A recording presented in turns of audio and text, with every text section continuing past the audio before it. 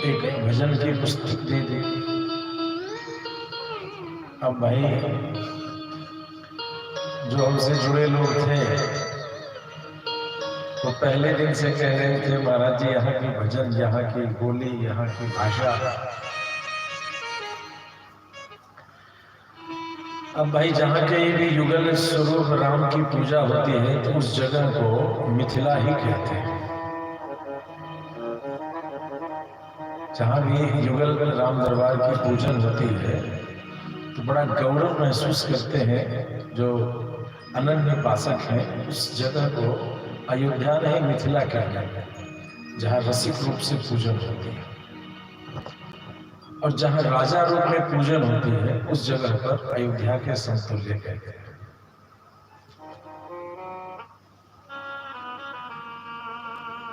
लेकिन यह क्षेत्र भी तो लव भैया का है। तो एक सुंदर सी पुस्तक आज मिली, लेकिन कहते हैं कि दूध धीरे धीरे गर्म होता है तो खोआ बनता है उसकी मिठास, और जल्दी गर्म होता है तो बन करके सबसे बेवफा दूध ही तो है। इसलिए अमृत को धीरे धीरे बढ़ाना चाहिए, प्रेम को धीरे धीरे बढ़ाना चाहिए। बड़ा सुंदर एक सदगुरु के शब्द है, बोली है, बड़ी अच्छी लगी। तो मुझे लगा आप सबों के बीच में उसे भगवान के श्री चरणों में समर्पित करने का यह अवसर प्राप्त हुआ है। इस अवसर का जरूर लाभ लिया जाए। हो मिट्टी चुम्मा चुम्मा मथे उत्ते लावा, जिथे सतगुरु पैर धरे। हो मिट्टी चुम्मा चुम्मा मथे उत्ते लावा, जिथे सतगुरु पैर धरे। मिट्टी चुम्मे चुम्मे मथे उत्ते लावा, जिथे सतगुरु पैर धरे।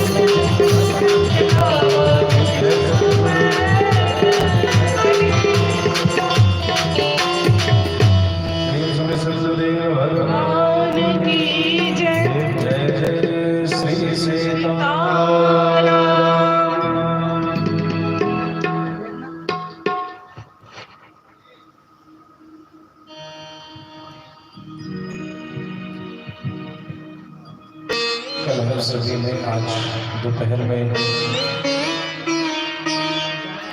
यह कथा सुनी कि किस प्रकार से नाव पर बैठ करके राम लक्ष्मण जानकी उस पार जाते हैं। उस पार जाकर के गंगा जी को प्रणाम किया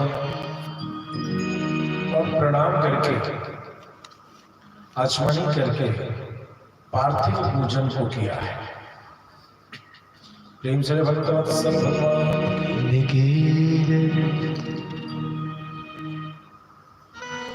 पार्थिव पूजन को किया। यह पार्थिव पूजन बड़ा ही विशेष महत्व रखता है। वर्तमान कलिकाल में पार्थिव पूजन बहुत ही सहज है और कहीं भी करने में सुगमता है।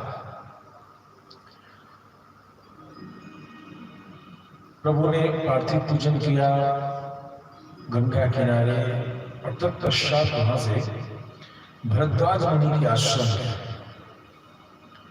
भरद्वाज मुनि के आश्रम जाकर के भरद्वाज मुनि से आतिथ्य को स्वीकार किया, उनका आशीर्वाद लिया। भरद्वाज मुनि से सारी चर्चाएं हुई। तत्पश्चात उन्होंने भरद्वाज मुनि से पूछा है कि मैं आगे किधर जाऊं, मुझे वन का सरल मार्ग बता दो। ध्यान देंगे, ये भरद्वाज मुनि कौन है? रामायण के रचनाकार वाल्मीकि मुनि के मुख से जो संसार का सबसे पहला छंदबद्ध जो श्लोक रचित हुआ, मानशा प्रतिष्ठा शासक काम, इस श्लोक को जिस अत्यंत ही प्रिय शिष्य के समक्ष गायन किया है वे ही भरद्वाज मुनि है। तो भरद्वाज मुनि को भगवान श्री राम के सेवा करने का अवसर प्राप्त हुआ और तत्पश्चात उन्होंने वो मार्ग बताया कि इस मार्ग से आप जाते हैं तो लगभग 10 कोस की दूरी पर चित्रकूट नामक एक नगर होगा। ऐसे करके जमुना जी पार करके जाए।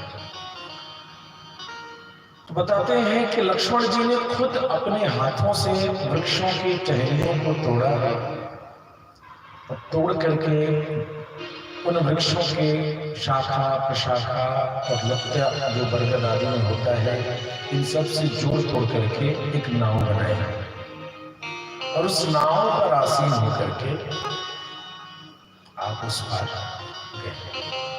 भगवत्सल भगवान जय हो। उस पार जाते हैं तो उस पर जाकर के जैसे जैसे जो लक्षण बताए थे, भरद्वाज मुनि उस पार जाओगे तो वट मिलेगा, बरगद मिलेगा। उस बरगद को प्रणाम करना, आदि पूजन करके और तब वन में प्रवेश करना। तो माता जानकी उस बरगद की पूजा करती हैं, प्रणाम करती हैं और आशीर्वाद मांगती हैं कि मैं सुखपूर्वक अपने पति और देवर के साथ 14 वर्ष की इस वनवास की संकल्प को पूर्ण कर सकूं। इसके लिए हे समस्त देवगण, इस वटवृक्ष में उपस्थित देवता, स्थान देवता, वन देवता, आप सभी आशीर्वाद दें। आप सबों के बीच मैं अपने परिवार के साथ आ रही हूं। ऐसा करके वहां से फिर वाल्मीकि मुनि के पास जाते हैं। मुनि वाल्मीकि के पास जाकर के उनसे संवाद किया है और संवाद करते समय वाल्मीकि मुनि से जब भगवान ने पूछा है कि बताइए प्रभु, मैं कहाँ रहूं, मेरे लिए निवास कहाँ है, मुझे किधर जाना चाहिए, क्योंकि मुझे तो जंगल में भेज दिया गया और मैं इस प्रकार से जंगल में आकर के जो रह रहा हूँ, मुझे उचित दिशा बताएं, सुरक्षित दिशा बताएं, जहां मैं जाकर के परिवार के साथ रह सकूं। जब ऐसी बात कहते हैं तो वाल्मीकि मुनि तो बड़े हंसने लगते हैं, मुस्कुराने लगते हैं और मुस्कुरा करके वाल्मीकि मुनि कहते हैं कि हे राम, कहाँ बताऊं तुम्हें कि तुम्हें कहाँ जाना है। मैं तो वह जगह खोज रहा हूं जहां के तुम न हो, जहां तुम न रहो उस जगह में तुम्हें भेज दूं, लेकिन मैं तो जानता हूं कि तुम सभी जगह हो। बहुत ही सुंदर यहाँ छंद का गायन श्री रामचरितमानस में है। श्रुति से तो पालक राम तुम जगदीश माया जान के श्रुति से तो पार राम तुम जगदीश माया जान के जो सृजत जगो पारते हरि जुग पाय प्रेमानि धाम के जो सहसा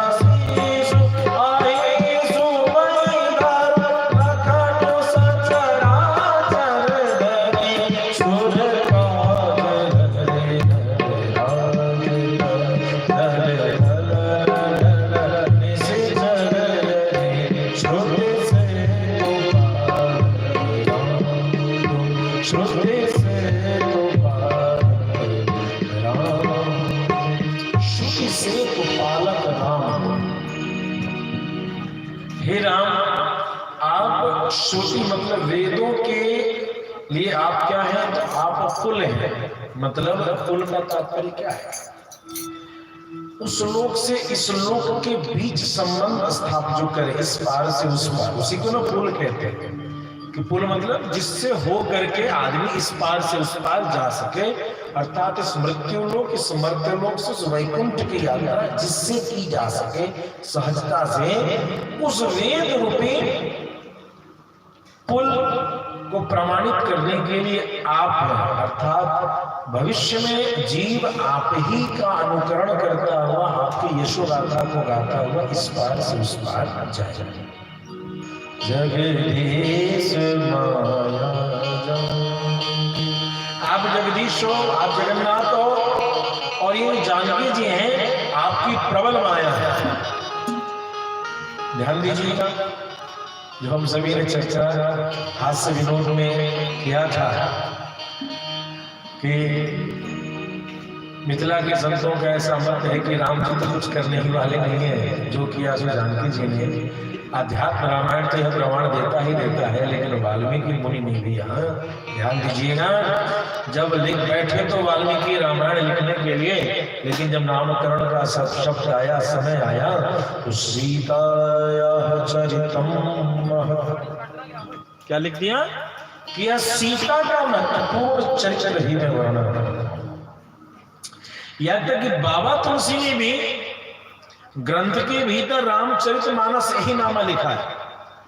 ध्यान देंगे, रामचरितमानस का स्वाध्याय करें, वहां भीतर रामचरितमानस यही नामा, ताते रामचरितमानस, रामचरितमानस शब्द का प्रयोग किया है। लेकिन जब ग्रंथ के ऊपर जब लिखने का पूरे ग्रंथ तैयार हो गया, ऊपर में मेन हेडिंग क्या रहेगा? जब रामचरितमानस लिखने गए, उन्हें राम अधूरा लगा,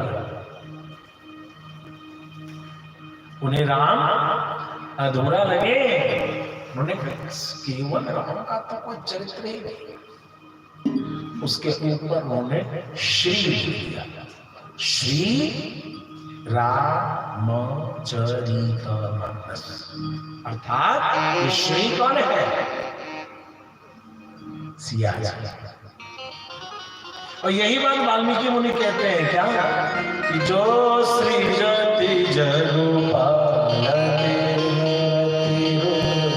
पाए के जो सृजति, जो सृजति, जो सृष्टि करेगा। कौन सृष्टि कर रहा है?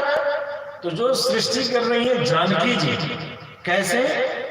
जग पालती हरती, जग का पालन करती है, जग का हरण करती। सृष्टि मतलब निर्माण करना, पालन मतलब भरण पोषण, और हरण मतलब नाश करना।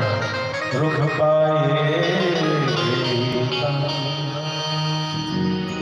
कृपा निदान की, यानी कि भगवत इच्छा की पूर्ति के लिए भगवती जानकी ऐसा करती है।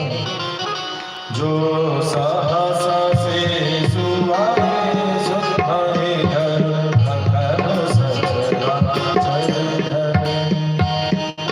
जो सहस्र शीश, जो हजारों सिर वाले जो हैं, जो संपूर्ण ब्रह्मांड को एक राई के दाने के बराबर ले लेकर के चलते हैं, वो लखन जो है सचराचर धनी, सचर और अचर, सचर और अचर का मतलब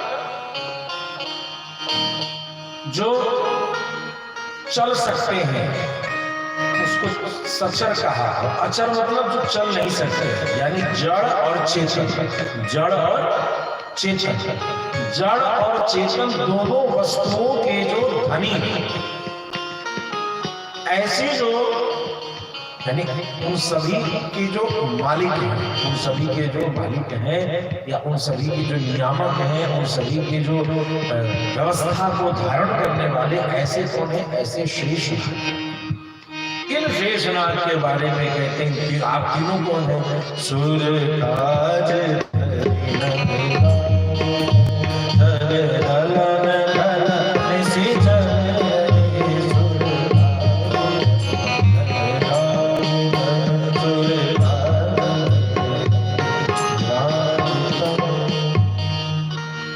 देवताओं के कार्य के लिए आप तीनों नर मनुष्य के स्वरूप को धारण करके चल रहे।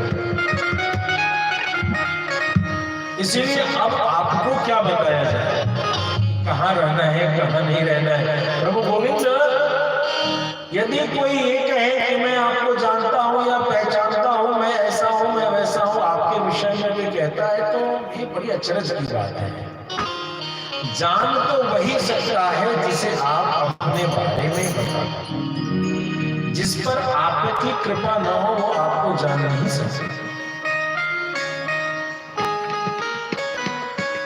राजा जनक के दरबार में बहुत बड़ा दरबार लगा विद्वानों का, और राजा जनक ने विद्वानों के सभा में मात्र एक प्रश्न पूछा कि हे मुनि समूह, हे ऋषि समूह, हे साधु समूह, आप सभी से मेरा एक निवेदन है, मुझे ब्रह्म के बारे में जानना है।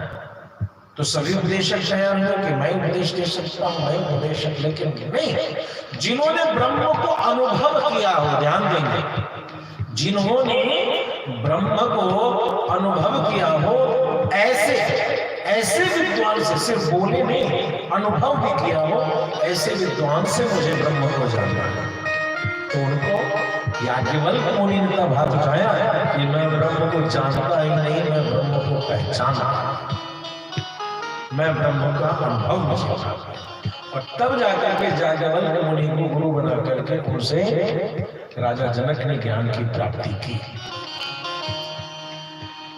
तो कहने का मतलब ऐसे दुर्लभ ज्ञानी बहुत कम होते हैं। एक विद्वान थे, जो विद्वान शास्त्रार्थ में जो जिस पर भी विजय प्राप्त करते तो उसको मरवा देते थे।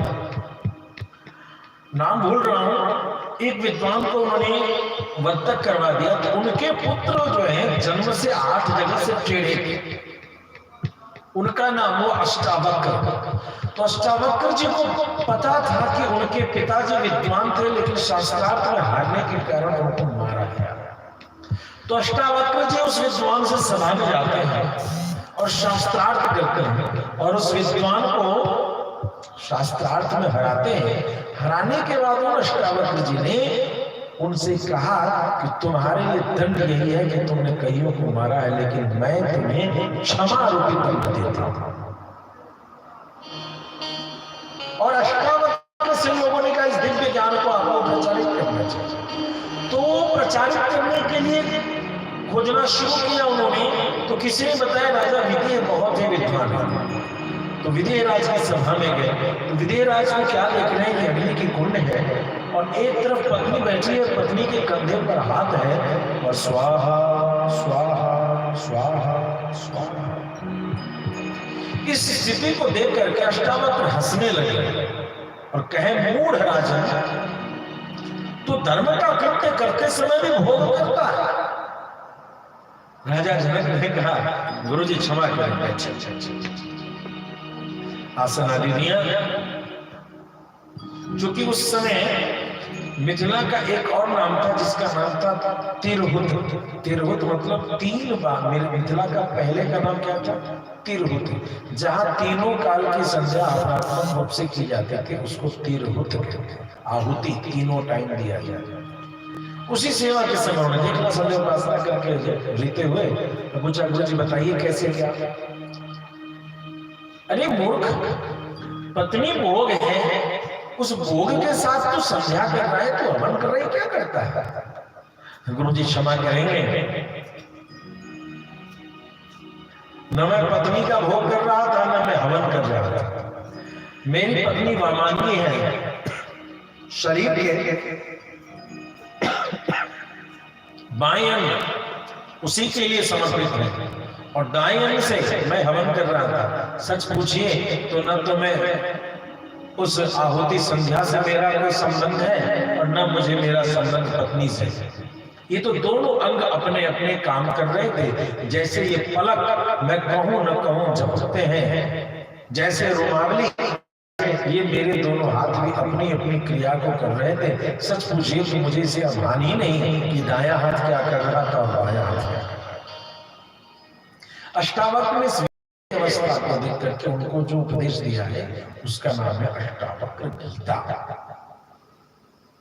अतः तो ऐसे ब्रह्म को जानने वाले कौन लोग हैं जिन पर आपकी कृपा वही जान सकते हैं। पूछे हो मोहि के रहो कहाँ, मैं पूछ सकूं जाऊं, जहाँ न होते हम देहु कहीं, तो मैं देखा मुझसे पूछते हो कहाँ रहना है, मैं तो तुम्हें हर जगह देख रहा हूँ, कहो मैं कहाँ बता दूं तुम्हें, लेकिन फिर भी तुम्हें मैं ऐसा जगह जो मुझसे पूछते हो तो प्रभु मैं कहता हूँ, जिनके श्रवण समुद्र समान, कथा तुम्हारे सुभग सरिना।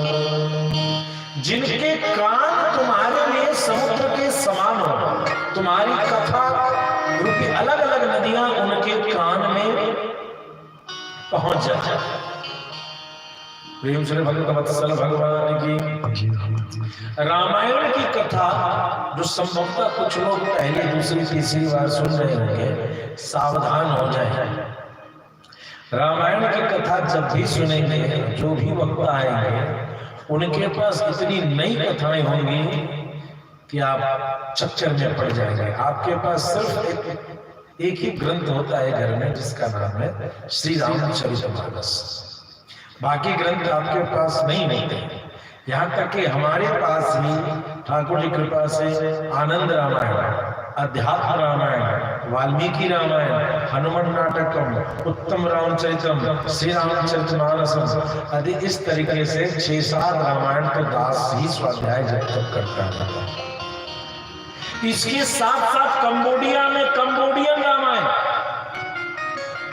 कंबोडिया जो देश है उसमें एक अलग रामायण है जिसकी रामलीला कंबोडिया में होती है। आपको बताऊं, दुनिया का सबसे बड़ा विष्णु मंदिर भारत में नहीं है, कंबोडिया में है। जब वहां उस कंबोडिया का भी नाम भारत था, वह सबसे बड़ा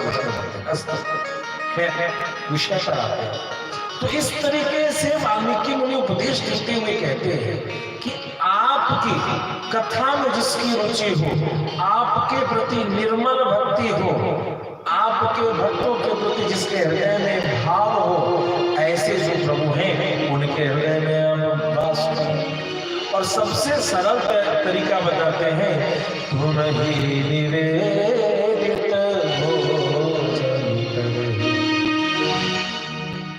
तुम ही निवेदित भोजन करें, प्रभु प्रसाद पट भूषण धरें।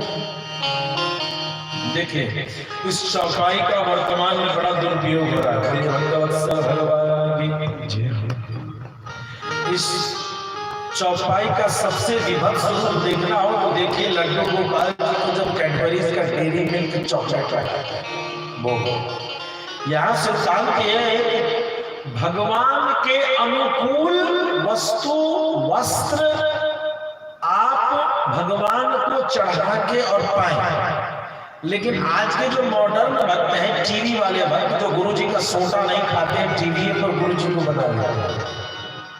दो तरीके के भक्त हैं, एक गुरु जी के आश्रम में जाते हैं, उनसे कुछ डांट फटकार भी पाते, और एक टीवी पर चैनल बदल करके ये वाला ठीक नहीं है, वो वाला स्मार्ट वाला है। ऐसा जो चेला सब है वो गजब का चेला है। मैं आपको बताऊं, कई अनन्य भक्त टीवी पर कभी मुंह भी नहीं खोलते किस कौन आ रहा है कौन नहीं आ रहा है, क्योंकि वो अपने गुरु के उपदेश में ही उनको फुर्सत नहीं मिलती, तो टीवी कौन चलाएगा। सभी के मार्ग अलग अलग है, उपासना की विधि अलग अलग है। तो एक विधि से चलेंगे तो जीवन में सिद्धि होगी। गंगा के गंगादास, जमुना के जमुना दास, तो ये हो गया पूरा का पूरा सत्यानाश। नाम एक ही होना चाहिए। तो ये क्या करते, लड्डू गोपाल जी को टोकरी में लिया और खुद को मन है चॉकलेट खाने का, तो दिया चॉकलेट उठा करके लड्डू गोपाल। लड्डू गोपाल जी को माखन मिश्री खाना है, वो नहीं कहने की डाइटिंग पर चल जाए। तो यहाँ भगवान को भोग लगाने से पहले शास्त्र की जो मर्यादाएं हैं उनको ध्यान में रख करके यदि आप भगवान को भोग लगाते हैं, प्रभु प्रसाद पटभूषण, प्रभु की कृपा से शरीर पर वस्त्र धारण करेंगे, तो क्या बताइए, कोई भी देवी सज्जन कोई भी अभद्र वस्त्र कभी धारण कर पाएगा? वो वही वस्त्र चढ़ाएगा भगवान को। भगवती जानकी को जब धारण करेगा तो कभी भी अभद्र वस्त्र चढ़ाएगा नहीं, और जब चढ़ाएगा नहीं तो फिर खुद भी नहीं पहनेगा। लो, सारे उपदेश देना बंद हो गया, सिर्फ एक उपदेश ने घर से डाल दिया कि वही पहनो जो गोविंद को चढ़ सके, वही पहनो जो राम जानकी को चढ़ सके, वही खाओ जो राम जानकी को खा सके। बाकी कोई उपदेश नहीं देने की जरूरत है कि जितना लंबा लंबा हजारों माइक लगा करके बोलते रहते हैं कि मदिरा मत पियो, मांस मत खाओ, ऐसा मत करो, वैसा मत करो, ऐसे सास, ऐसे बहू, ऐसे भैया, ऐसे सारे उपदेश इसी में समाये कि आप राम जानकी की सेवा कीजिए, उनको उनके योग्य वस्तु दें और वो धारण करें। जो ऐसा करेंगे उनके हृदय में हे राम तुम रहना। शीस नवहि सुर गुर द्विज देखे, सहित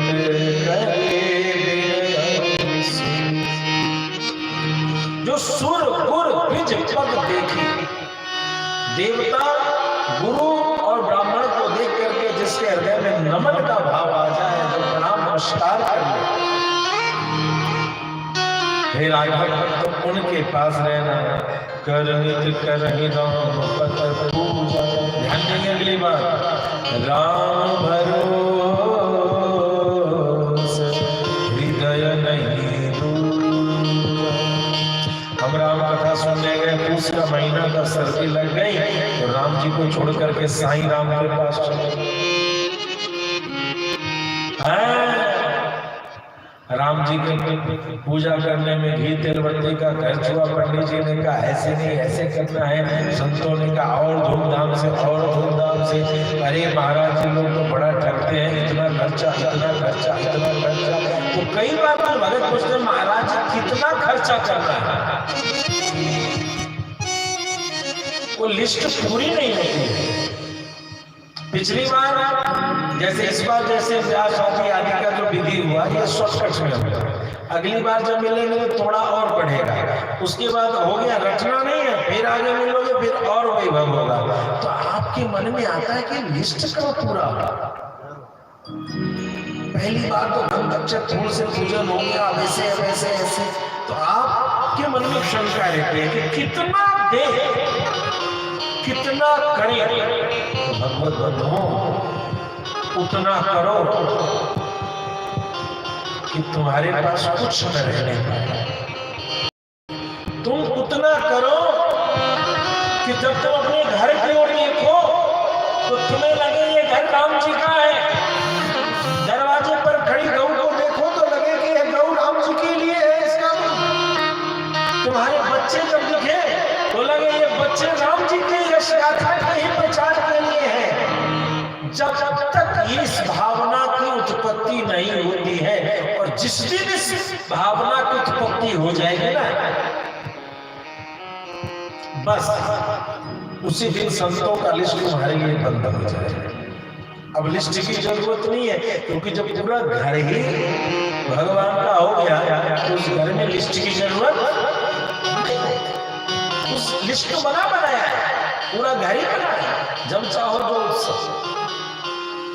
राम भरोसे नहीं दूजा। ध्यान देंगे, राम की कृपा चाहिए तो किसी दूसरे के पास माथा लड़ाने मत जाइए। राम और कृष्ण को छोड़ करके इतर कहीं आप जा रहे हैं तो आप समझ लें कि आप राम कृपा के पात्र नहीं होने वाले। राम का कृपा अमोघ है, कभी भी अपने मन को भटकाए नहीं। सब कर मांग एक फलो, राम चरण रति हो, इनके मन मंदिर बसहु सिय रघुनाथ। सब करि मांगहि, कुछ भी धर्म पूजन जब व्रत नियम आचरण करे तो वो इतना ही माने कि मुझे तो बस रामचरण मिले, उनमें प्रीति मिले, और ऐसा भाव करके वह जीवन जिए। हे रघुवीर, आप उसके मन मंदिर में आप उसके ऐसे ही रहिए कि वह आनंद के साथ आपको दर्शन करता रहे। मन मंदिर में जब बंद करे तो उसे आपका दर्शन। प्रेम से भगवत्सल भगवान की जय हो। तो इस प्रकार से वाल्मीकि मुनि से चर्चा हो रही है। वाल्मीकि मुनि जी ने कहा, हे राम, यदि तुम जाना चाहते हो तो यहाँ से आगे बढ़ो। आगे एक चित्रकूट नामक पर्वत है, ध्यान देंगे। उस चित्रकूट नामक पर्वत पे कहा कि आप वहां शांति से सुख से वहां रह सकोगे। राघव सरकार ने जब चलना शुरू किए तो वनवासी राम की स्थिति क्या है? यद यद फलहं प्राप्यते पुष्पं वा जनकात्मजं तत्तत्र यच्च वैदेह्या प्रासादं।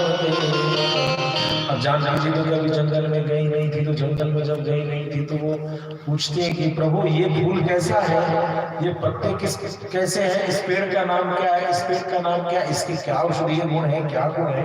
और राम जी एक गुरु के भांति वो सारे समझाते हुए, जैसे जितने प्रश्न हैं उन सभी प्रश्नों का उत्तर देते हुए आगे वन की ओर बढ़ते चले जाते। एक सुंदर सा स्थान देख करके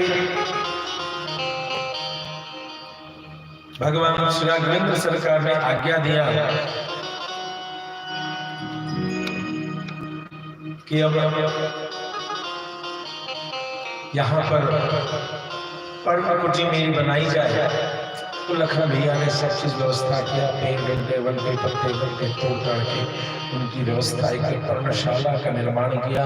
पूरा उसको नीप नाप के मिट्टी से चिकना किया, और जब चिकना स्थल भूमि बन गई तो उस जगह पर घर में जाकर के जो संक्षिप्त पूजन विधि से वास्तु शांति का जो कर्म था वह किया।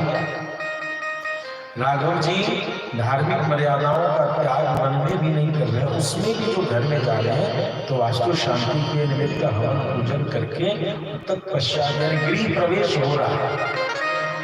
राम जी एक महल से क्या निकले, जंगल में 14 वर्ष घर ही घर बनाते रहे, भले वो घर मड़ई ही था।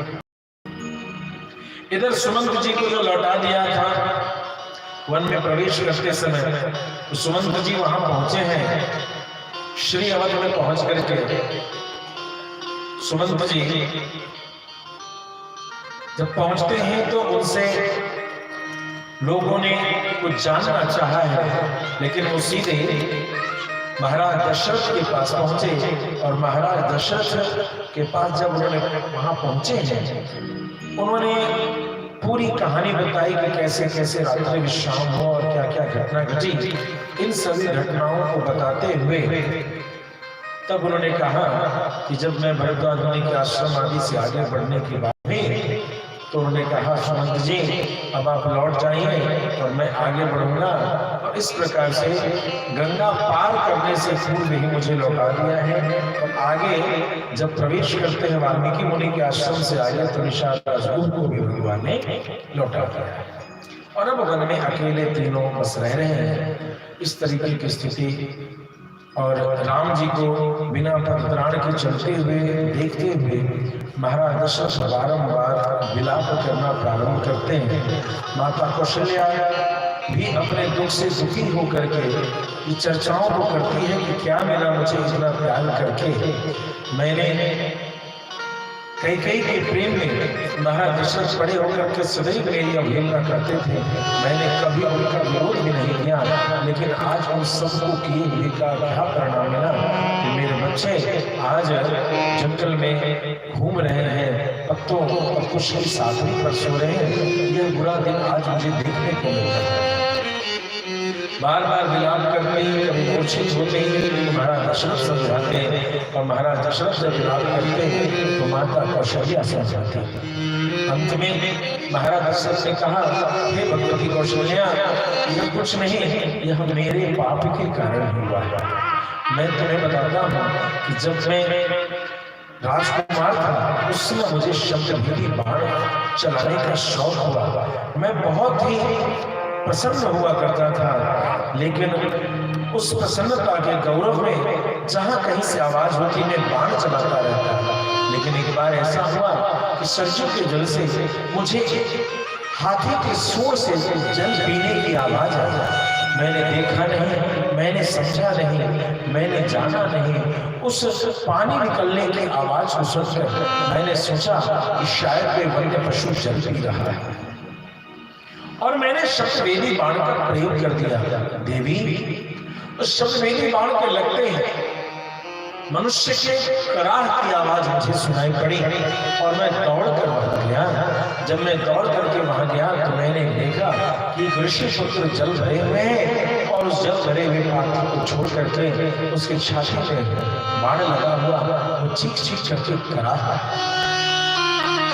अरे राजन मैंने तो तुम्हारा अपकार नहीं किया था, मैंने तो तुम्हारी कोई अहित नहीं की थी, फिर भी तुमने मुझ पर बाण क्यों चलाया?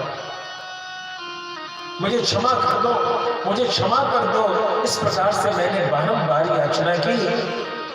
तो उस ऋषि कुमार ने कहा राजन व्यथित न हो, तुम्हें ब्रह्म हत्या नहीं लगाया। मैं वैश्य पिता और शूद्र माता का संतान हूं। मेरी एक बात मानो, यह मुझे बहुत पीड़ा कर रही है और तुम्हारे बाण मोह है।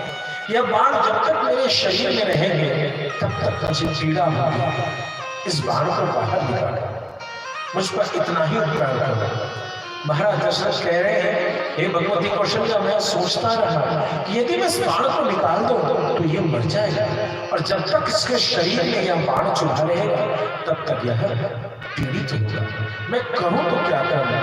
वह बार बार वर्षि कुमार मुझसे यही प्रार्थना करता रहा हे राजन तुम बस इस बाण को निकाल दो और मेरे माता पिता अंधे हैं, कुछ दूर हैं, उन्हें जाकर जल दे देना।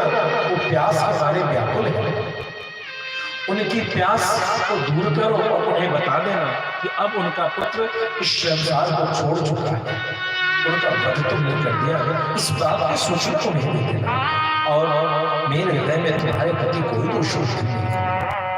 उसकी बारंबार याचना करने पर मैंने झट उसके शरीर से पानी निकाले और वह ऋषि रखे हुए पात्र में जल भर करके मैं खोजता उन माता पिता उनके वृद्ध माता पिता के पास गया।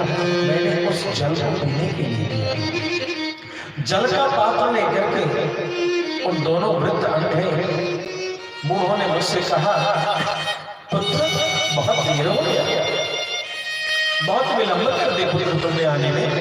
मैं चुपचाप उनके प्रश्नों का उत्तर दिया दो। मैं चुपचाप यह सोचता रहा कि मैं उन्हें सूचना दूं कैसे। वो कहते हैं बेटा बोलते क्यों नहीं, बस जल ले आए हो, तुम्हारी बोली से ज्यादा शीतल ये घड़े का जल न होगा। तुम बोलो तो हमारे मन को शीतल शांति प्राप्त होती है। बेटे बोलते क्यों नहीं? तब मैंने कहा हे ऋषि हे ऋषि पत्नी, मैं आपका अपराधी, मैं राजकुमार दशरथ, मैंने अनजाने में आपके पुत्र पर बाण चला दिया और वह मृत्यु को प्राप्त हो चुका। इतना कहने पर उन वृद्ध माता पिता ने मुझसे यही निवेदन किया और मुझे जल पिलाने आए हैं। जब तक मैं अपने पुत्र के शब्दों न जान जाऊं, तब तक मैं जल कैसे पी सकती हूँ। और दोनों ने मुझसे निवेदन किया कि राजकुमार, मुझे बस अपने पुत्र के पास ले चलो, हम अंधे हैं, हमारे जीवन का एक आधार वही है, हमें उनके पास ले चलो, हमें उसके पास ले चलो। ये कहते कहते जब मैं उन्हें अपने पास रखा, उस शब्द के पास रखा, उस बच्चे को पकड़ करके वो बार बार विराम करते थे। मैंने कहा, हे ऋषि, मैं आपके श्राप का भागी हूं, जो दंड देना चाहे, जो श्राप देना चाहे आप मुझे दें, मैं दशरथ उसे स्वीकार करूंगा। कराहते हुए दोनों ने एक ही बात कहा कि आज जिस पुत्र के तड़पते तड़पते हमारे प्राण जा रहे हैं, हे दशरथ, तुम भले कितने भी बड़े पुरुषार्थी हो जाओ, लेकिन तुम भी इसी प्रकार से पुत्र के वियोग में तड़पते तड़पते अपने प्राण को देते। ये देवी, आज ऐसा लगता है कि उस ऋषि पुत्र के वध का ही अपराध, यह पाप मेरे माथे आकर के यह घटनाओं को कर रहा। भला बताओ, राम जैसे सलोने, राम जैसे सौम्य, राम जैसे सुहृद, राम जैसे मृदुभाषी, राम जैसे शांतिचित्त भी बन के योगी है, लेकिन यह दैव प्रबल है। और उस प्रबल दैव के कारण ही मैं कहता हूँ, हे कौशल्या, शोक न करो, शोक न करो, कुछ ही क्षण मेरे पास बचे हैं। यह दशरथ अब इस संसार का त्याग करेगा, क्योंकि अब मेरे प्राण ऊपर की ओर जा रहे हैं। कौशल्या, अपने नीचे बोली से मुझे शांति दो, मुझे शांत करो, मेरी पीड़ा को कम करो। महाराज की सुखिता को देख माता कौशल्या बारंबार समझाते हैं, महाराज आप इस तरीके से अचेत हो, धीरज धारण करें। विपदा सदैव धर्मनिष्ठों के जीवन में आती है और धीरज के बल पर ही एक से विपदा पर विजय पाया जाता है। 14 वर्ष गुजरे समय में लगेंगे, राम आएंगे और आप उनका दर्शन करेंगे। हरि कौशल्या, 14 वर्ष, एक मुहूर्त भी मैं राम को न देखूं तो मेरे प्राण निकलने लगते हैं, और तुम कहती हो 14 वर्ष कैसे रहूंगा। और यूं ही राम राम राम राम कहते कहते महाराज दशरथ ने इस संसार का त्याग किया। सारे रविवास में कोहरा मच गया, सारी रानियां दौड़ दौड़ चीखकार मारने लगी। महारानी कौशल्या विलाप कर रही है, महारानी सुमित्रा विलाप कर रही है, सारी दास दासियां सभी विलाप कर रहे हैं, सभी कैकेयी को दोष दे रहे हैं। इधर उनके शव को एक तेल के बड़े कड़ाह में स्थापित किया। वशिष्ठ मुनि को संदेशा मिला और वशिष्ठ मुनि तत्क्षण वहां पहुंच गए। सारे मंत्रीगण मिलकर के वशिष्ठ मुनि से कहते हैं, गुरुवर, शीघ्र ही किसी राजा का चयन करना होगा, क्योंकि राजा से हीन प्रजा अनुशासनहीन हो जाती है और अराजकता से प्रजा को बहुत कष्ट होती है। वशिष्ठ मुनि ने कहा कि देखो, महाराज में जाते जाते भरत को ही युवराज पद पर जाने का घोषणा की, हमें कुछ क्षण अविलंब ही उनको बुलाने की चेष्टा करनी चाहिए। महाराज के युवराज पद के संकल्प को पूर्ण करने के लिए वशिष्ठ मुनि ने 5 प्रबल वेग से दौड़ने वाले दूतों को घोड़े पर सवार करके कहा, कुछ कहना मत, जाओ कैकेयी के पिता के यहाँ जाओ और वहां जा करके कैकेयी राज को कहना कि शीघ्र ही भरत और शत्रुघ्न को भेजा जाए और विशेष कोई वार्ता न बताए। सारे 5 के 5 घोड़े दौड़ते हुए चल पड़े। हस्तिनापुर से पुरजांगल देश, पांचाल देश, इन सभी से होते हुए आगे की ओर बढ़ते चले जाते हैं। कैकेयी प्रदेश जहां वर्तमान में गांधार है, उस क्षेत्र को ही कैकेयी प्रदेश कहते हैं। वहां पहुंचे और उस तरफ पहुंच करके वहां जब पहुंचे,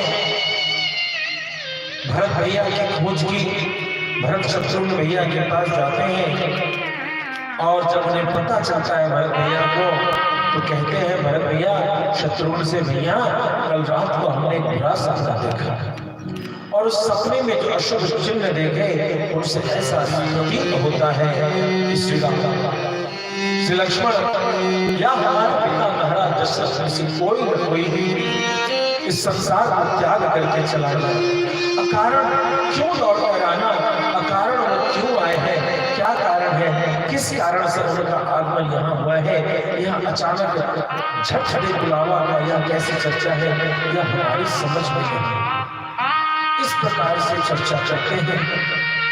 तभी दूतों ने राजमहल में प्रवेश करके जो संदेश, जो सामान्य सी घटना थी, वशिष्ठ मुनि ने संदेश भी भिजवाए थे कि कुछ ऐसा आभास न हो कि क्या घटना घटी है।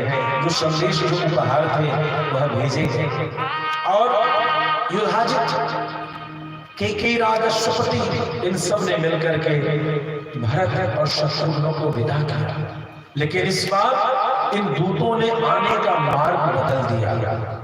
जिस मार्ग से गए थे उस मार्ग से नहीं लौटे।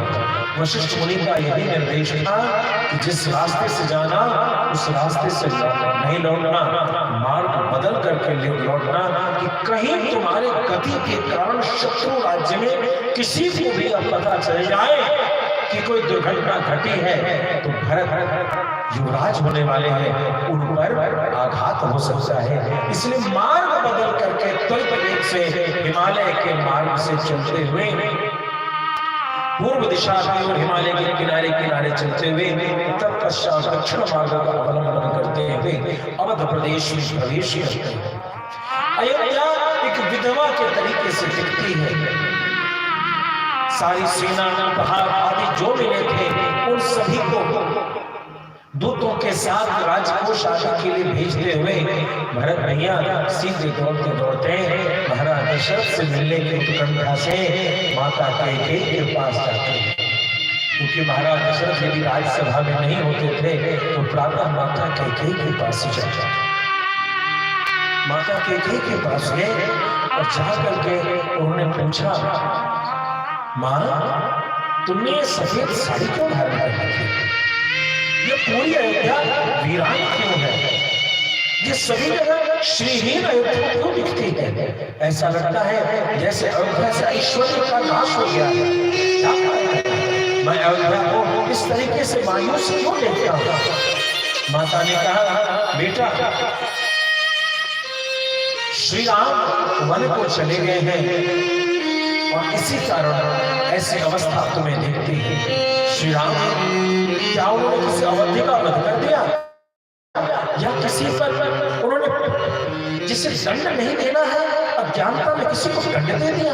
कौन सा ऐसा अपराध किया जिस कारण से मेरे भैया राम वन को जाना पड़े?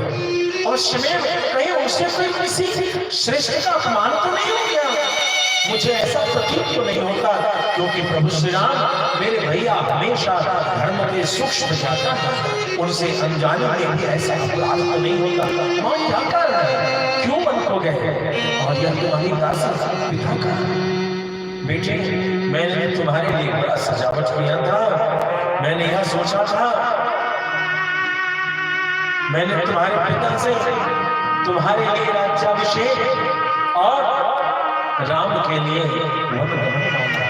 और राम जब वन को चले गए, उनकी स्मृति में, उनके अत्यंत मोह में पड़ के अज्ञानी की भांति पिता ने तुम्हारे इस शरीर का त्याग कर दिया और वो अब मृत हो चुके।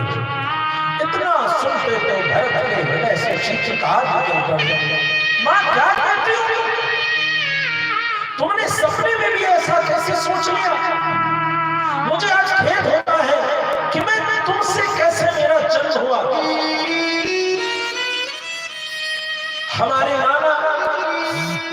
संबंधी बड़ा धर्मनिष्ठ है, मैं ये सोच नहीं पाता कि ऐसे धर्मनिष्ठ पिता की संतति तुम हो सकती हो।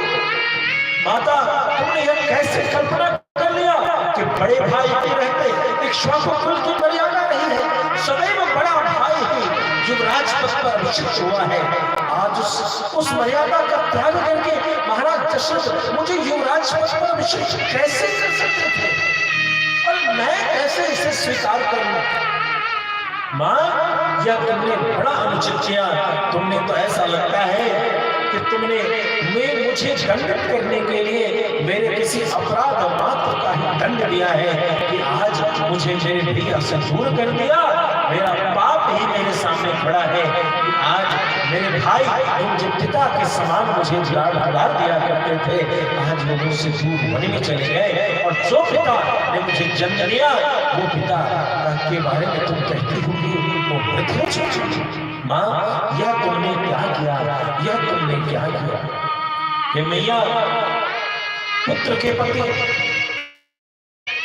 माता का क्या स्नेह होना चाहिए, यह मैंने एक कथा में सुना कि एक बार की बात है, दो बैल बहुत कठिनाई से भूखे प्यासे झुके जा रहे थे और सुरभि माता ने आकाश मार्ग में देखा, तो उन्हें भूखे प्यासे बैलों को खेत में झुके हुए देखते हुए उनके कष्ट को देख करके हजारों गौवंश से युक्त जो गौ माता है, कामधेनु है, उनकी आंखों से दो आंसू गिर गए अपने दो पुत्रों के कष्ट को देखकर। और वो आंसू जो इंद्र के शरीर पर गिरे, इंद्र ने पूछा माता कामधेनु से कि बताइए क्या कष्ट?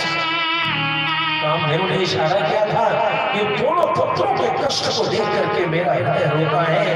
मां, तुम कैसी हो? तुमने अपने पुत्रों को इस कष्ट में कैसे धकेल दिया? मुझे विश्वास नहीं होता कि तुम मेरी मां होकर मेरे लिए दुखों के समुद्र का निर्माण कर सकते हो। मां, तुमने जो मेरे लिए किया वो बड़ा ही अनुचित किया।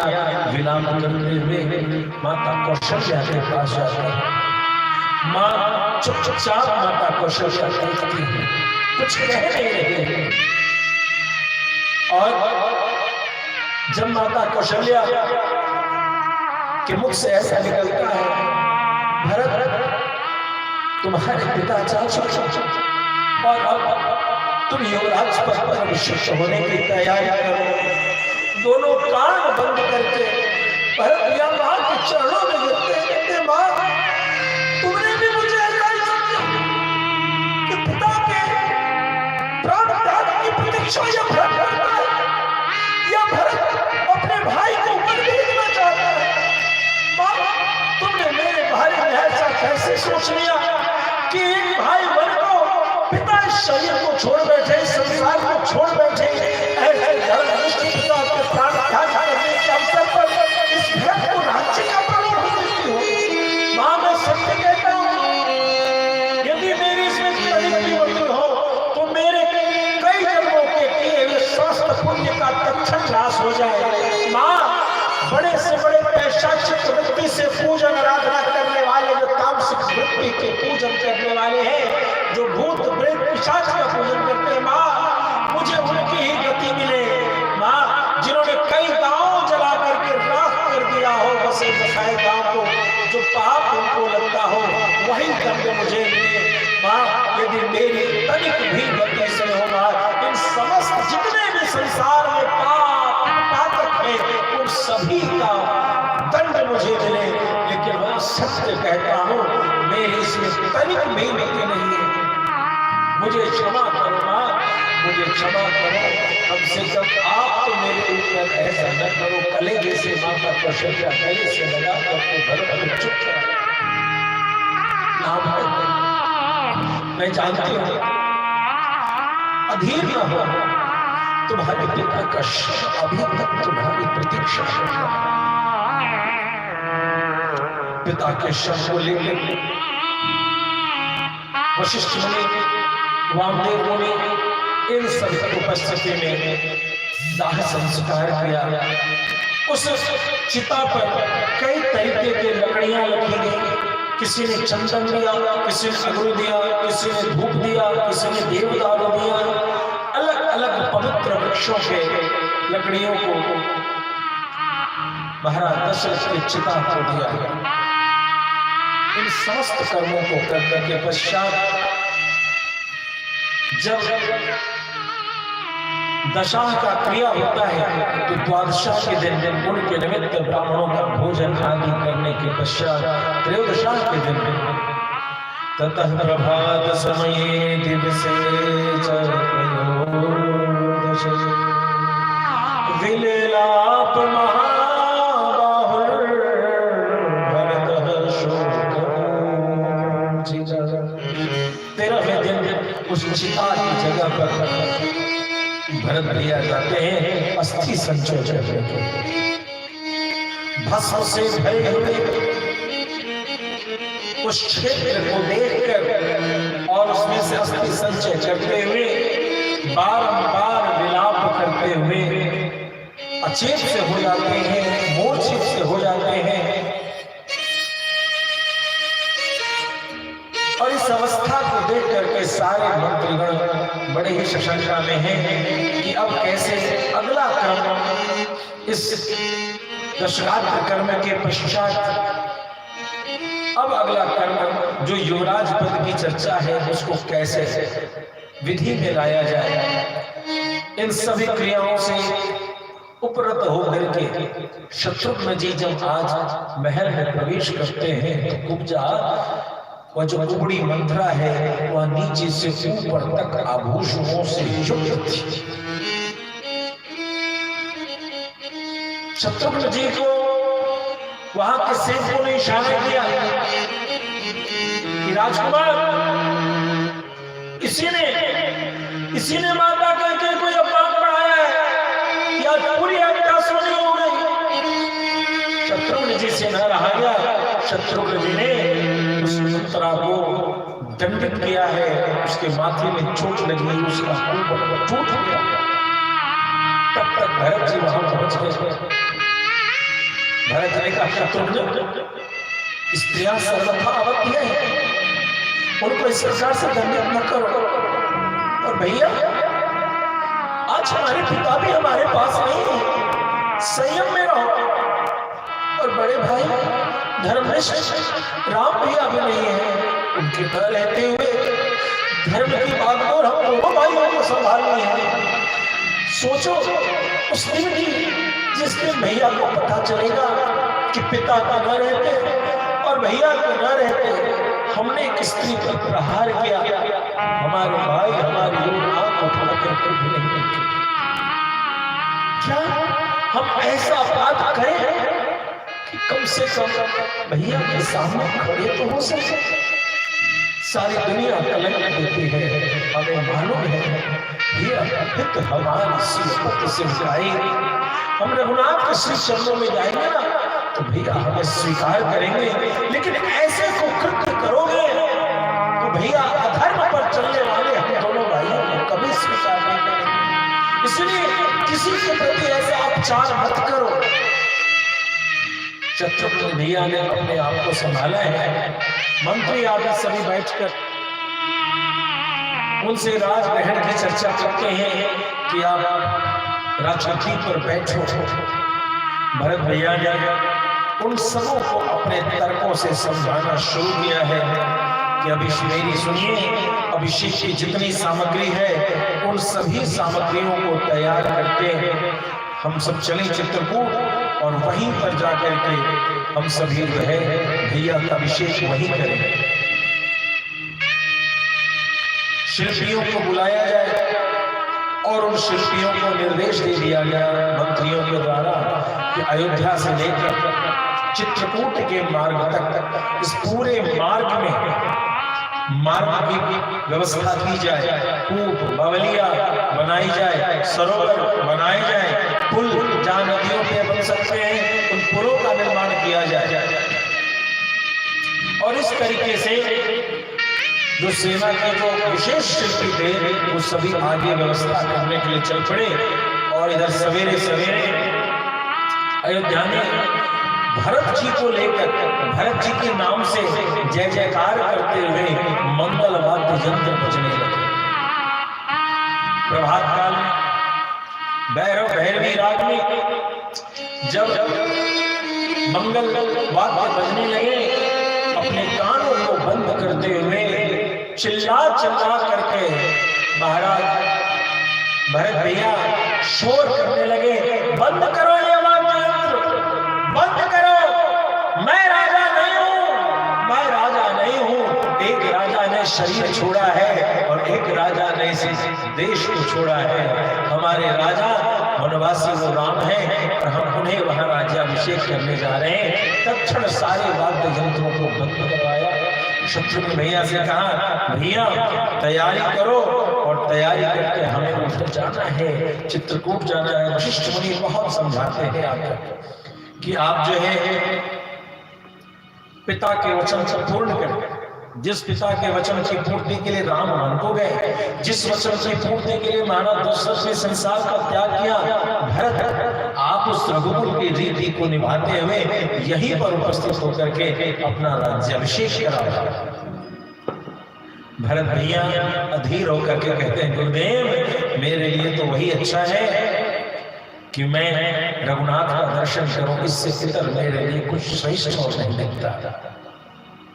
मैं समस्त अयोध्या वासियों के उसके चरणों में यही निवेदन करना चाहता हूं कि आप सभी मेरी बात यदि मुझे अपना मानते हैं और आप सभी के हृदय में यह है कि मेरे मन में ऐसे कोई विचार नहीं है, तो आप सभी मुझे एक वरदान दें, एक आशीर्वाद दें कि मुझे भैया राम के पास जाने दें और यह जो राज्याभिषेक की वस्तु है इनसे उनका वह राज्याभिषेक।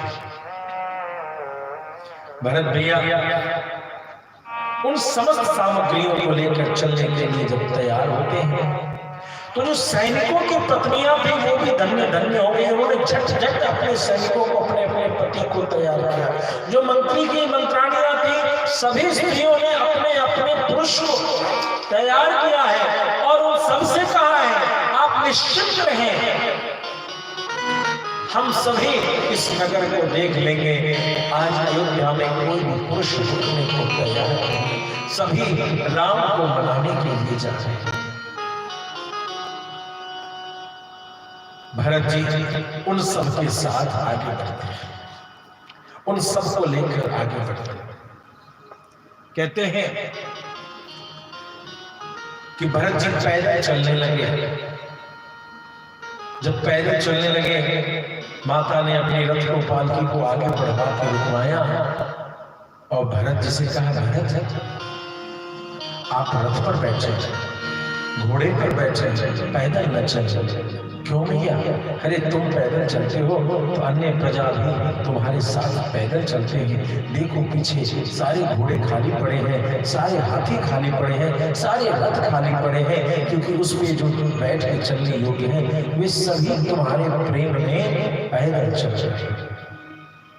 मां की इस बात को मानते हुए भरत भैया रथ पर बैठ करके आगे चलते हैं। श्रृंगवेरपुर पहुंचते हैं। गुह से उनकी मुलाकात होती है। जब गुह ने लक्ष्मण जी की प्रशंसा की है, गुह ने परीक्षण लिया है भरत जी का कि भरत जी आए किस उद्देश्य से हैं, इन सभी वार्तालाप को करते हुए जब संतुष्ट हुए हैं कि भरत मंगल कामना के लिए आए हैं, राज्याभिषेक के भाव के लिए आए हैं, राम जी को वन से लौटाने के लिए आए हैं, तब आगे बढ़ते हैं और उस जगह का दर्शन कराते हैं जहां पर माता जानकी और श्री राम लेटा करते थे। उस जगह को देखते ही जहां पर कुछ रेशम के तार, कहीं सोने के जो छोटे छोटे घंटी जैसे होते हैं, उन सबों के गिरे हुए अंश को देख करके भरत भैया लोट-पोट हो जाते हैं और उस जगह अचीत से हो जाते हैं। सभी माताएं उनके चारों ओर घेर करके उन्हें जगाती हैं कि धीरज धरो, धीरज धरो। और उसके पश्चात अगले दिन प्रातः काल में एक खेत में ही निषाद राजगुरु ने इतनी नाव व्यवस्था की कि सारी की सारी राज सामग्री के साथ सब लोग इस पार से उस पार चले गए। उस पार पहुंच करके भरद्वाज मुनि के आश्रम में जाते हैं। और भरद्वाज मुनि के आश्रम में जब जाते हैं तो भरद्वाज मुनि ने वहां पर संयोग ऐसा घटना घटी कि सारी सेना को छोड़ दिया और कुछ प्रमुख लोगों को साथ में लेकर के पैदल भरद्वाज मुनि के आश्रम में जाते। भरद्वाज मुनि ने उनसे कहा है, क्यों भरत तब राज्यम प्रशासद एतदा चक्षु सर्वं मे नहीं। भरत, तुम्हारा राज्य तो ठीक ठाक चल रहा है ना?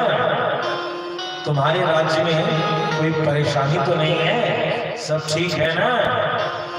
भरद्वाज मुनि ने जब इस तरीके से तुम्हारे राज्य को करके कहा, भरत भैया उनके चरणों में गिर करके पड़ गए।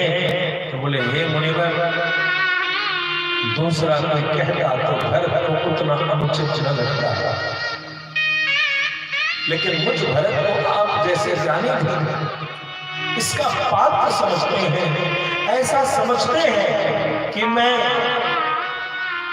राजपद पर बैठने की योग्यता रखता हूं, चेष्टा रखता हूं, तो मैं अभागा कहां जाऊंगा?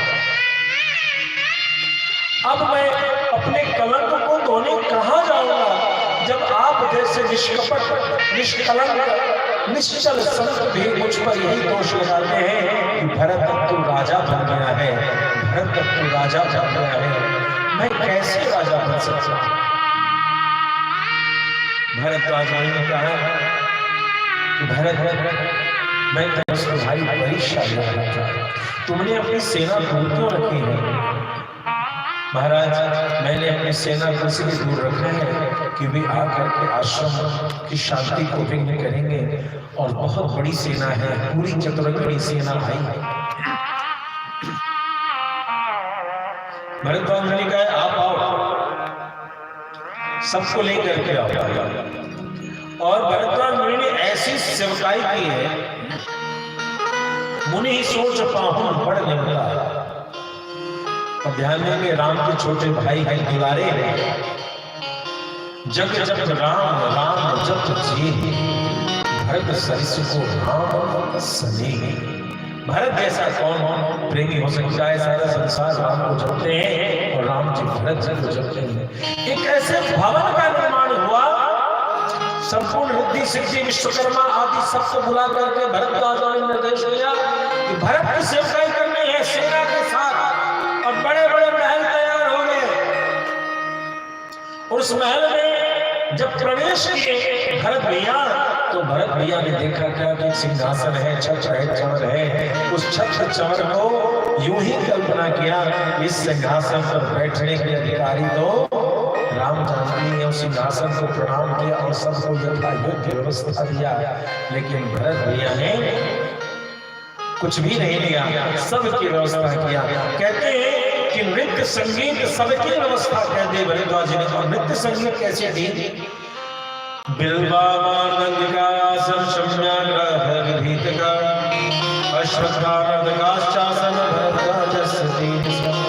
भरद्वाज मुनि के तेज से बेल के वृक्ष मृदंग बजाने लगे, पेड़ भी नाचने लगे, बहेड़े के पेड़ शम्या नामक ताल देते और पीपल के वृक्ष नृत्य करने लगे।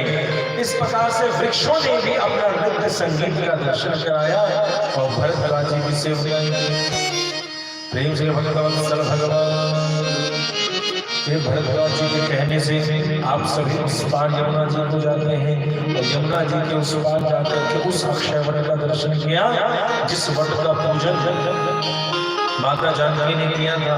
और उस श्याम वट को पूजन करके सेना सहित भरत भैया चित्रकूट की यात्रा करते हैं। चित्रकूट जब पहुंच गए तो उन्हें ऐसा लगा सबको कि अब भैया मिल जाएंगे, तो सारी सेना को रोक करके एक जगह से उन्हें धुआं दिखाई देने लगा और उस जगह अग्नि चिता करके राम जानकी लखनलाल और सभी साधु संत आपस में बैठ करके कुछ सत्संग कर रहे, धुआं देखते हुए भैया भरत ने कहा कि सुनिए आप सभी यहाँ रहिए और मैं जाता हूँ। तब तक जो है जो हाथी थे, जो घोड़े थे, उनके पदचाप से भयभीत होकर के जो पंछी थे वो आसमान में तेज उड़ते हुए दूसरी दिशा में आ गए। वो जानवरों ने उत्पात मचा दिया। इस चीज को देखते हुए भैया राम ने कहा, लखन ये पशु पक्षी ऐसे कलरव क्यों कर रहे हैं? लगता है इस वन प्रदेश में कोई दूसरा प्रवेश कर गया है, तनिक देखो तो सही। लखन भैया पेड़ पर चढ़ करके ऊपर चढ़ करके होने लगा, भैया ऐसा लगता है चतुरंगणी सेना लेकर किसी ने छावनी डाली है। कौन हो सकता है भैया? कोई दूसरा नहीं, यहाँ जो है मुझे पूरा विश्वास है कि ये भरत का ही कृत्य है और भरत के कृत्य को ही का ही परिणाम है। हमें सावधान हो जाना चाहिए और आज आने दीजिए भरत को। आज मैं बताऊंगा कि चतुरंगनी सेना का पूरी त्रिलोकी की सेना लेकर के भी आज यदि मैं यह सोचता हूँ कि अब युवराज पद पर अभिषिक्त हो गया हूँ, सबसे बड़े कंटक राम है, इनका वध करके रखे मैं निष्कंटक राज्य करूंगा, तो यह उसकी बड़ी भूल होगी। उसे सबसे पहले लक्ष्मण के कठोर तीखे बाणों से टकराना पड़ेगा। भैया मैं सत्य कहता हूं, मैं उस भरत को संपूर्ण त्रिलोकी के सेना के साथ नष्ट करने के लिए आज उपस्थित हूं। भैया ऐसे क्यों करते हो? क्या तुम्हें पता नहीं कि भरत कितने सद्विचारी हैं? देखो यदि तुम भरत का वध भी कर दोगे और उसके वध करके हमें अयोध्या का राज्य भी मिल जाएगा, तो ऐसे निंदित राज्य को लेकर के क्या तुम्हें लगता है कि हम दोनों का यश होगा, प्रतिष्ठा होगी? अरे भैया ऐसे राज्य पर जिसमें भाई का वध करना पड़े, यह ऐसा राज्य कभी भी स्वीकार करना नहीं चाहिए। कथम न पुत्रा पितरं मन्यो कस्यचिदापदे भ्राता भ्रातरं वन्द्यात् सौमित्रे प्राणम्। हे सुमित्रानंदन, बड़ी से बड़ी आपत्ति क्यों ना आ जाए, पुत्र अपने पिता का वध कैसे कर सकता है और एक भाई उस भाई का वध कैसे कर सकता है जिससे वो अत्यंत प्रेम करता हो? मतलब एक तुच्छ राज्य के लिए, एक धरती के स्वामी बनने के लिए हम अपने भरत का वध कैसे कर सकते हैं? तुम्हारी ये भावना अनुचित है। मुझे तो ऐसा लगता है कि जैसे महाराज दशरथ जी आ गया, इधर भरत जी खोजने आगे बढ़ते हैं और आगे बढ़ करके जब उनका दर्शन किया कि एक जगह अग्नि जल रही है, उसी से धुआं है और वहीं पर राम जानकी बैठे हैं। भरत भैया ने जैसे उनका दर्शन किया है, आर्य एक बार मुख से निकला और उस आर्य के कहते हुए भरत भैया चित्त दे वहीं के वहीं गिर गए।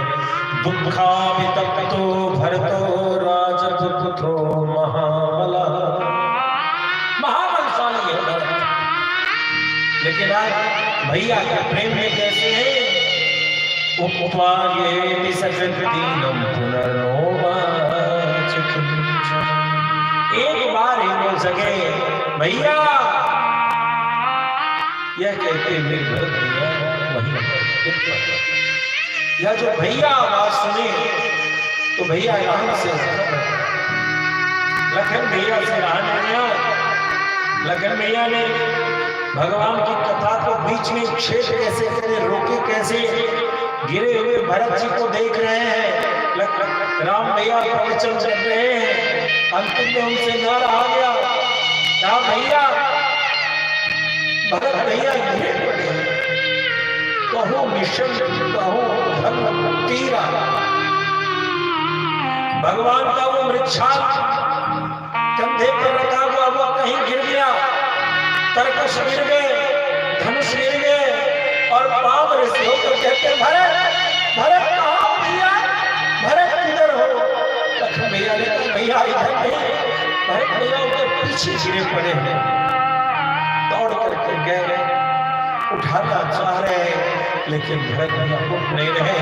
तब तक तो शत्रुघ्न भैया भी आकर के भैया के चरणों को पकड़ करके गिरने लगे। भैया कौन सा अपराध हमने किया, हमें छोड़कर आप चले आए? इतना कहते हुए दोनों भाई अचेत हैं और दोनों भाई को उठाने के लिए प्रयास भरत उठो उठो भैया। भरत भैया को उठाया, गले से लगाया और उठा करके उचित आसन पर बैठाया। यहाँ पर राजनीति के मर्म का उपदेश दिया है। बहुत सुंदर सुंदर उपदेश वाल्मीकि रामायण में राम भरत भैया के बीच का यहाँ का संवाद सभी को पढ़ना चाहिए। समय अभाव से इसमें प्रवेश नहीं कर पाएंगे, लेकिन यहाँ राम भरत संवाद यहाँ जो है बड़ा ही मार्मिक है। तो किस प्रकार से राम भैया ने राजनीति का जो उपदेश दिया है अद्भुत दिया। राज्य के सकल कुशल क्षेम को पूछकर राज्य कैसे चलाएं, प्रजा में व्यवहार कैसे हो, बच्चों के प्रति, शत्रुओं के प्रति, मंत्रियों के प्रति, अन्य राजाओं के प्रति, परिवार के प्रति, इन सारे व्यवहार का उपदेश देने के बाद भैया भरत से पूछते हैं और बताओ नगर में सब ठीक तो है भाई, यहाँ तुम्हारा आना कैसे हुआ। ये सारा संदेश सुनाया कि भैया हम सभी यहाँ तुम्हें मनाने आए हैं कि तुम जो है तो आप ही युवराज पद पर आप बैठो, आपको मनाने आए हैं। और मैं अकेला नहीं, मेरे साथ पीछे पूरी चतुरंगी सेना है, पूरी अयोध्या नगरी ही मानो आपको मनाने चल जाएगा। भरत भैया के बार बार मनाने पर उन्होंने कहा कि ना भरत, धर्म यह नहीं कहता, मैं जिस वचन से इधर चला हूँ, मैंने जिस वचन को लेकर के माथे पर बरगद के वृक्ष को जैसे ही मैं यमुना से पार हुआ, उस वृक्ष के दुग्ध से मैंने जटा का निर्माण किया। मैंने संकल्प कर लिया है कि अब 14 वर्ष तक मैं वन में रहूंगा। भरत मुझे उस विषय में अपना चर्चा करो, बताओ कैसे रहना होगा। भैया पूरी अयोध्या श्रीहीन हो चुकी है, आपके जाने के बाद पिता ने भी इस संसार का त्याग कर दिया। भैया अब पिता महाराज चक्रवर्ती सम्राट महाराज दशरथ नहीं रहे। इतना सुनते राम विलाप करने लगे, माता जानकी विलाप करने लगे। लखन भैया अधीर हो उठे, अपने आप को संभाल कर राम भैया ने लखन जी को कहा, हे राम, हे अंगद, हे लक्ष्मण जी, आप इंगुद के फल को लाइए और इंगुद के फल का एक कंदमूल, उसके फल का ही पिंड बना करके तैयार कीजिए। हमें पिता को तत्क्षण ही जल पिंड देना चाहिए। मंदाकिनी नदी में गए और मंदाकिनी जी के जल से उन्होंने पिंड दिया, जो पिंड कंदमूल का था। और वहां पर एक सूत्र दिया है, जल क्रियार्थम तातस्य करिष्यामि यदन्नः पुरुषो भवति तदन्नास्तस्य देवता इदं भुक्ष्वमाराधपितो यदशः। हे पिता महाराज दशरथ, जो हम वनवासी प्राप्त कर रहे हैं इसी पिंड को आप प्राप्त करें, क्योंकि नियम यही कहता है यदन्ना पुरुषो भवति, जो करता खाता है वही वो अपने पितर को देता है और पितर उसे स्वीकार करते हैं। हम तो कंदमूल खाने वाले वनवासी आपको कंदमूल ही देंगे। इतना कह करके पुनः उस पर्वत पर, कामदगिरी के पर्वत पर भगवान चढ़ जाते हैं। इधर चढ़ने के बाद आपस में चीत्कार की आवाज सुनकर के अयोध्या की सेना को यह जानकारी मिलती है। सभी लोग सोचने लगते हैं कि क्या घटना घटी। फिर आवाज को पहचान करके समझ जाते हैं कि भैया को लगता है, पता चल गया है राजकुमार महाराज राम को कि अब पिता नहीं है, इसीलिए कंदन पुकार है। तो वशिष्ठ मुनि, माता कौशल्या, ये सभी उचित वाहनों पर आगे की ओर यात्रा करते समय मंदाकिनी नदी के किनारे पुष्प को बिछे हुए और उस पर कंदमूल के पिंड को देखकर यही चर्चा करते हैं कि हे राम, तुम बड़े धर्मज्ञ हो, तुम ही ऐसा कर सकते हो। हे महाराज दशरथ, जिस महाराज को एक से एक कीमती दान, एक से एक अद्भुत पिंड का दान होना था। आज उनके पुत्र उन्हें कंदमूल खिला रहे हैं, क्योंकि आप ही के उपदेश के कारण वो कंदमूल पा रहे हैं। सत्य है, जो करता, जो श्राद्ध करता है, वो जो पा सकता है वही वो अपने पितर को प्रदान करता है। भला राम इस नियम का त्याग कैसे? पूरी संवाद होती है, एक दूसरे को देख करके सभी हर्षित होते हैं। माता जानकी, राम, लखन इन सब ने प्रणाम किया है। माता कौशल्या आदि सभी के आगमन पर सभी मिलकर के बार-बार समझा रहे हैं भैया को, और भैया की जिद बार-बार जो है अनेक अनेक तर्कों से साथ रहे हैं। एक बार तो भरत भैया के मन में ऐसा आया कि भरत भैया ने अपने मंत्रियों को कहा कि कुशा को ले आओ और कुशा की यहाँ चटाई बिछाई जाए और भैया के चरणों में मैं लेटूंगा। मैं अन्न जल आदि का त्याग करके मैं यहाँ तब तक नहीं उठूंगा जब तक कि भैया वन का त्याग करके अयोध्या चलने को तैयार न हो। यहाँ पर कहते हैं भैया राम ने कहा कि सुनो भरत, तुम जो ये धरना प्रदर्शन, ये जो धरना प्रदर्शन है सबसे पहले भरत भैया ने दिया है राम भैया के चरणों में। धरना दिया कि मेरी बात नहीं मानोगे तो मैं यहीं पर भूखे प्यासे रह जाऊंगा। तब राम भैया ने समझाया है कि भरत, या हम राजपुत्रों को शोभा नहीं देता, यह निर्धन ब्राह्मण के प्रति अन्याय जब होता है तो ये ब्राह्मण धरना देते हैं और इस प्रकार से अपनी बात बताने के लिए राजा को विवश करते हैं। तो हम राजपुत्रों को यह शोभा नहीं देता, अतः तुम यहाँ से मेरी बात मान करके जाओ। बहुत समझाया और समझाने के बाद तब अंत में भरत भैया ने भगवान श्री राघवेंद्र सरकार से कहा है कि भैया यदि आप मुझे भेजते हो तो मुझ पर एक कृपा करो, यह जो सोने के चरण पादुका मैं आपके लाया हूं, अधिराहो अधिरोहार पादाभ्याम पादुके भूषिते एते सर्वलोकस्य योगक्षेमं विधास्यति। इस सोने की पादुका पर आप पैर लगा दें और इसे हमें प्रदान कर दें, यही सबका योगक्षेम रखेगा।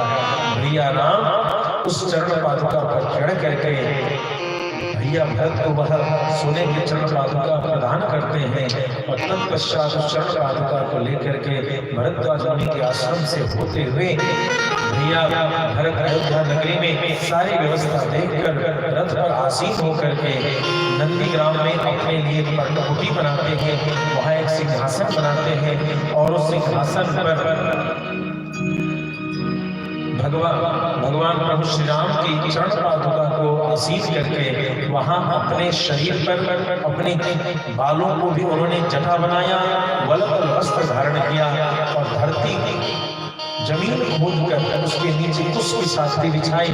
धरती पर तो भूमि पर तो राम जानकी शयन करते हैं, मैं उनसे उनकी बराबरी में कैसे सो सकता हूँ, इसीलिए कुछ गड्ढा करके नीचे कुश का आसन बिछा करके परम तपस्वी का जीवन व्यतीत करने के लिए भैया भरत संकल्पित होते हैं और इस प्रकार से 14 वर्ष की सेवा के लिए संकल्पित होकर भरत भैया अयोध्या की रक्षा करते हुए जीवन निर्वाह करने के लिए प्रस्तुत हैं। प्रेम से भक्तवत्सल भगवान की तुम्हें आओ मेरे सामने, मेरा जीवन तो तुमको समर्पित है। तुम्हें आओ मेरे सामने, मेरा जीवन तो तुमको समर्पित है। तुम्हें आओ मेरे सामने, मेरा जीवन तुमको समर्पित है। मेरा जीवन तो तुमको समर्पित है, मेरा जीवन तो तुमको समर्पित है, मेरा जीवन तो तुमको समर्पित है। तुम्हें आओ न आओ मेरे साथ तुमको समर्पित है। तुम आओ न आओ मेरे सामने, जीवन तो तुमको समर्पित है। भैया भरत को कहते हैं प्रभु श्री राम को मंगाने मान करके लौट आएंगे, लेकिन भगवान कहे कि मैं अपना धर्म निभाऊं, भरत तुम अपना धर्म निभाओ। और भरत भैया ने आज एक अलग गति करते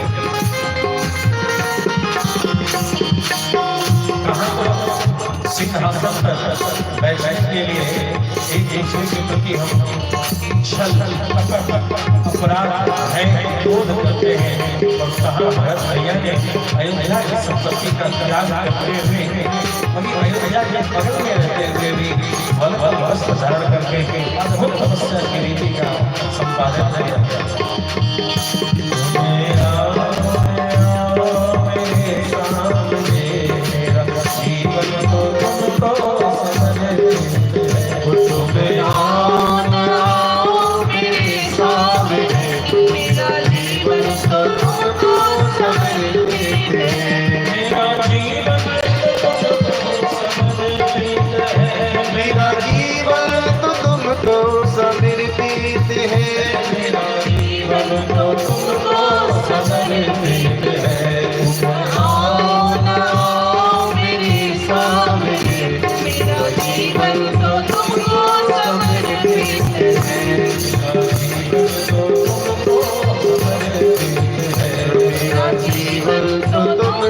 समर्पित है।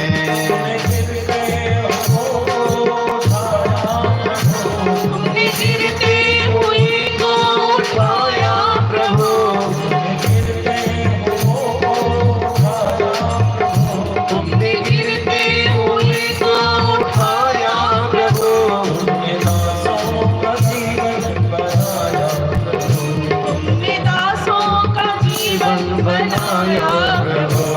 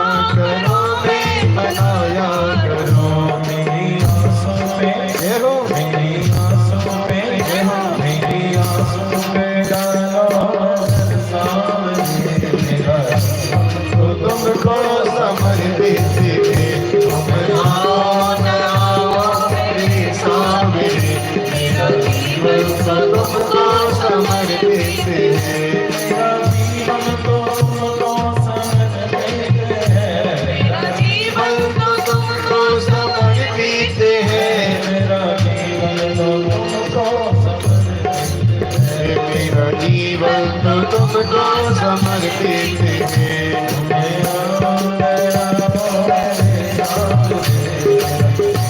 तुमको समर्पित है।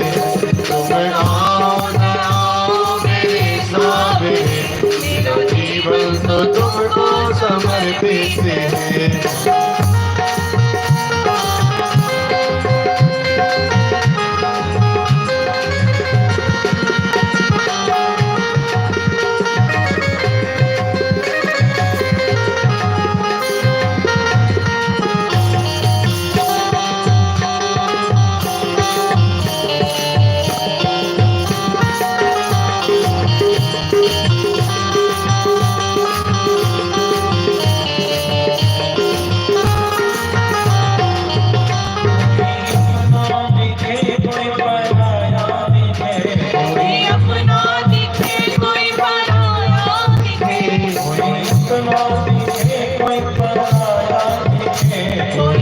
अपना दिखे कोई पराया दिखे सब सुखती है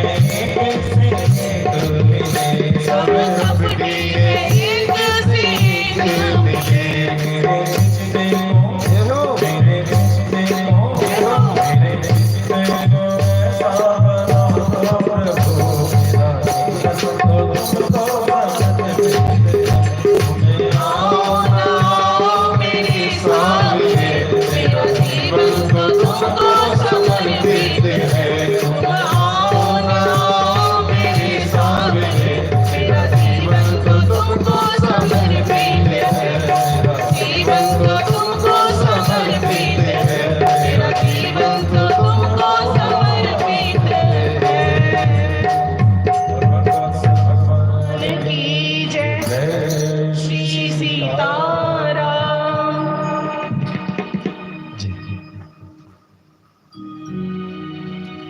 कल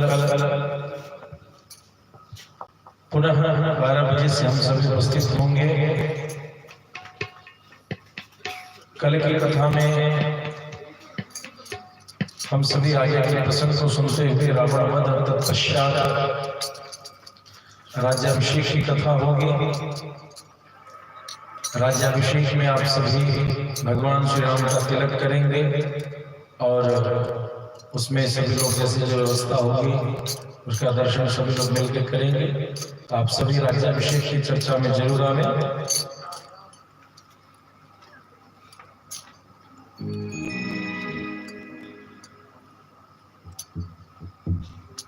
श्याम श्यामा की श्याम श्यामा श्याम श्यामा की श्याम श्यामा की